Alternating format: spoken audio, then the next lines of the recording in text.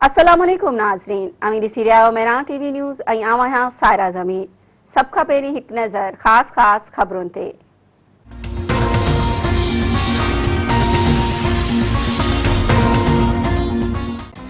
नवाज़ league अॻवान मरियम नवाज़ चयो आहे त इमरान ख़ान सिलेक्शन खे गॾु करे जेको बयानियो साम्हूं आंदो हो उहो पंहिंजे मुंहुं भर किरी पियो। अॻूणे वज़ीर आज़म जेका तनक़ीद कई हुई उहा कंहिं इदारे ते तनक़ीद न हुई। इहो वक़्तु परे नाहे, इदारा नवाज़ शरीफ़ जे बयानी ते हलंदा। इमरान ख़ान 3 सालनि में पाकिस्तान जी तरक़ी खे रिवर्स गियर लॻाए छॾियो आहे। वफ़ाक़ी वज़ीर सरेआम पैसा विरहाईंदे पकड़िया विया आहिनि। आज़ाद कश्मीर जे माण्हुनि अटे खंड जे चोरनि खे सुञाणे वरितो आहे। इस्लामाबाद में पार्लियामेंट हाउस ॿाहिरां शकी शख़्स खे पुलिस गिरफ़्तार करे वरितो। चकरे जे रहवासी खां पिस्तौल ऐं छुरी हथ थाणे मुंतक़िल।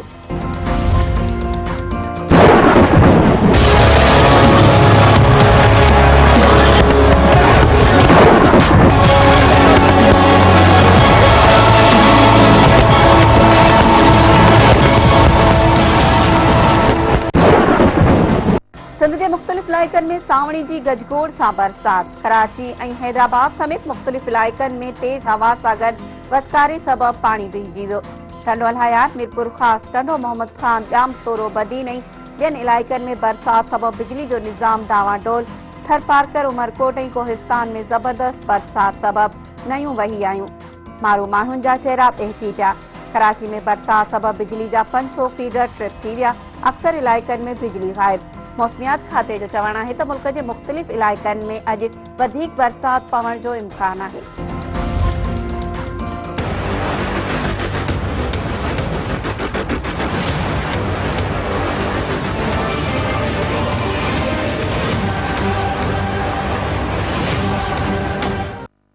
हैदराबाद जे मुख़्तलिफ़ इलाइक़नि में बरसात। बिजली जी बंदिश ऐं रोडनि ते पाणी बीहण सबबि शहरनि जा अहंज वधी विया। शहबाज बिल्डिंग वटि थधी सड़क ते 3 फुटनि ताईं पाणी बीठल। MD बासा ज़ाहिद खिमटियो मेरियां टीवी सां ॻाल्हाईंदे चयो आहे त हेस्को जी नाअहली सबबि बिजली बंदि हुअण करे पाणी निकाल थी न सघियो आहे। हेस्को पारां हैदराबाद रीजन में 120 बिजली फीडर्स बंदि हुजण जो एतिराफ़। हेस्को तर्जुमान जो चवणु आहे त बिजली जी बहाली जो कमु तेज़ी सां जारी आहे। ही मरते हैं तुम गवाही दो, मेरी जाने अदा, मेरी जाने वफा, तुम गवाही दो, हम तुम पे ही मरते हैं तुम गवाही दो। थोड़ा बारी वेझो ॻोठ ग़रीब नवाज़ शेख में नौजवान परणो न थियण सबबि दिमाग़ी तवाज़ुन विञाए वेठो। वारस नौजवान सत्तार खे चरियो करार ॾेई ज़ंजीरुनि सां ॿधी छॾियो। वारसनि जो चवणु आहे त नौजवान मङणी टुटण ते ज़हनी तवाज़ुन विञाए वेठो। माण्हुनि ते हमले जे डप में मजबूरन ॿधी छॾियो आहे।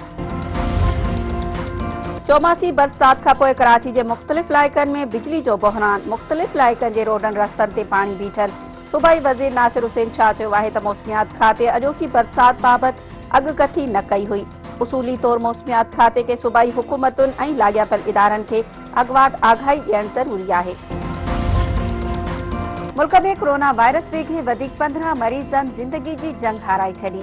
गुज़िरियल 24 कलाकनि दौरान 1808 नवां केस आहे। NCOC मूजिबि हिन वक़्तु मुल्क में कोरोना जे 2162 मरीज़ जी हालत ॻणिती जोगी आहे। केसनि जे मुस्बत अचण जी शरह 3.84% रही। बुलड़ी शाह करीम भरिसां गुज़िरियल ॾींहुं गुम थियल नौजवान जो बोरीबंद लाशत। नौजवान सज्जाद सोनारे जो ज़रई ज़मीन मां लाश मिलियो। लहरकी जे नुरली माइनर मां 45 वरियनि जे हमरा जो लाशत सुञाणप न थी। मीरपुर माथेलो भरिसां मसूवाह मां 45 वरियनि जी औरत फूली मेघवार जो लाशत। औरत गुज़िरियल ॾींहुं घरां कावड़जी निकिरी वई हुई। पुलिस जो चवणु आहे त वाक़ियो ख़ुदकशी लॻे थो। जांच करे रहिया आहियूं।